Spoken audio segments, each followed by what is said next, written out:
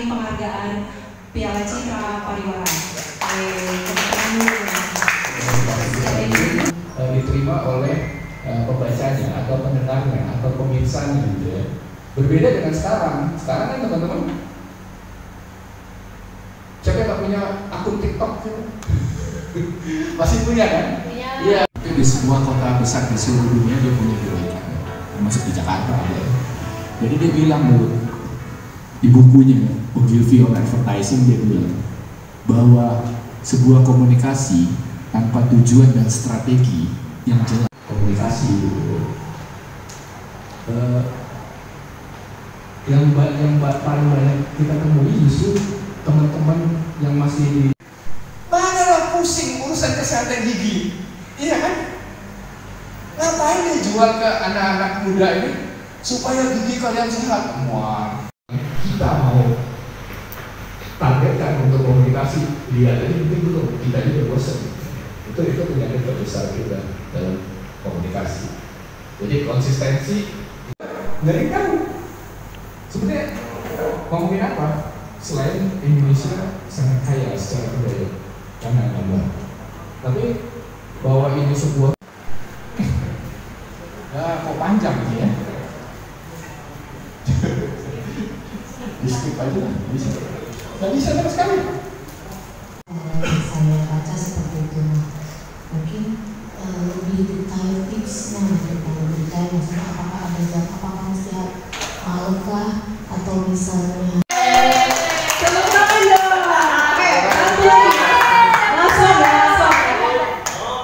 Ini lagi nih namanya. Iya nggak apa-apa. Satu. Aduh, aku tahu. Ya, udah.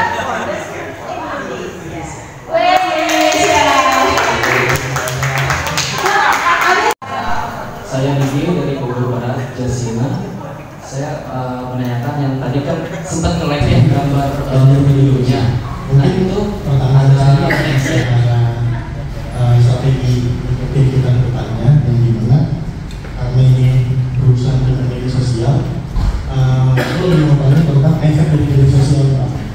Jadi yang dimana bisa nggak sih kita merubah mindset milenial, Gen Z atau mungkin yang seumuran sama kita ini agar menerapkan video viral yang ada di media sosial, begitu. Karena kita juga udah sempat diskusi maupun survei yang dimana juga banyak teman-teman kita yang memang memilih dari calon-calon kedepannya itu berdasarkan yang ada di media sosial saja. Mungkin dari kubu sebelah ada yang sering viral segala macam, tapi dengan alasan kesian, begitu, kesian atau udah tua kayak gitu. Sedangkan harusnya kita sebagai milenial itu sebagai generasi muda harus lebih berinteraksi. Kita harus melihat memilih calon yang dimana memang dalam visi misinya, dengan pembicaranya, prestasi dan segala macam begitu. Lalu masukannya apakah bisa kita merubah hal semacam itu?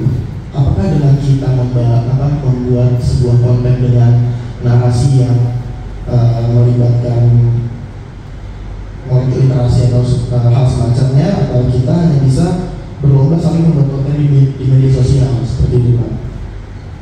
Seperti itu sih. Atau itu sekarang sebenarnya media audiovisual kan, cuman beda platform aja. Kalau dulu kan televisi ya, platformnya. Sekarang sosmed ya kan, yang kemudian medianya kita miliki gitu ya. Jadi menurut saya sumber konsistensi itu banyak, tapi mesti kalian betah menggunakannya jadi template. Itu aja daya kebetahan kalian menjadi template gitu kan. Tidak banyak orang di sosial media misalnya yang kalau di televisi itu dulu ada istilah opening billboard sama closing billboard. Jadi itu selalu konsisten dibikin. Dan kemudian kita jadi ingat gitu kan, Indomie selera itu kan closing billboardnya iklan, semua iklan Indomie kan. Satu lagi dari Mayora. Itu kan closing billboardnya dari iklannya Mayora kan. Seluruh produk Mayora ditutup dengan satu lagi dari Mayora gitu. Dan macam-macam gitu. Nah menurut saya itu proses. Dan saya melihat kalau di media sosial banyak individu-individu yang menggunakan trik itu dan cukup efektif jadi kan identitas itu gitu kan. Nah, tapi kan itu kan kalau buat personal. Tapi kalau untuk kebutuhan satu kampanye, ya kita mesti tetapkan dulu di awal apa yang mau kita pakai gitu. Dan jangan diubah-ubah menurut saya. Itu penting sekali. Penting sekali. Mau openingnya, mau closingnya, bahkan jenis huruf yang dipakai pun jangan diubah-ubah. Itu menurut saya penting untuk dapetin asosiasi orang terhadap identitas kita gitu. Kalau jenis huruf diubah-ubah ya orang pikir ini siapa hubungannya, beda lagi gitu kan, atau sumbernya dari mana beda lagi. Apalagi dalam konteks sosial media itu adalah sebuah konten yang share tuh, ya kan, mudah di share, ya. Jadi itu kan akan nyampe ke ke pihak lain, ke tangan kedua, ketiga, keempat, kelima, dan dia udah nggak tahu sumbernya dari mana gitu kan. Nah itu penting, makanya konsistensi itu supaya ini supaya tetap gitu. Tapi kalian mesti tetap dulu apa yang mau jadi tagline dari konsistensi itu penting gitu. Kalau Nike ya bisa lah ya kita. Iya, tahun-tahun gitu, atau kayak coba Marlboro itu ya. Kalau kita lagi jalan, kita lihat itu tuh billboard ya, cuman ujungnya huruf M itu di bawah itu aja kita Marlboro, ya kan, dengan kakinya begitu kan. Emangnya itu nggak tahu kan mereka?